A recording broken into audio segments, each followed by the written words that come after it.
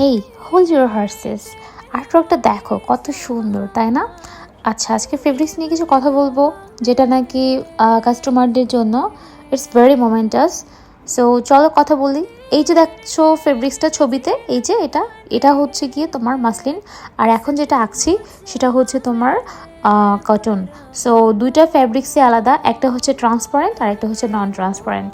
So আমাদের কাস্টমারদের অনেক সময় কোশ্চেন থাকে এটা, যে এই যে সেম ডিজাইনটা লাইক মসলিন বা অর্গানজাতে দেখা যাচ্ছে, এটা যদি আমি অন্য কোনো ফেব্রিক্সে করি, সেটা হতে পারে কটন বা যেটা নন ট্রান্সপারেন্ট, সেটাতে সেম দেখাবে কিনা।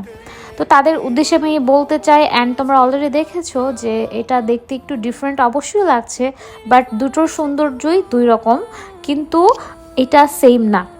তোমার ডিজাইন সেম হলেও দেখতে সেম না, দুটোর সৌন্দর্যই আলাদা।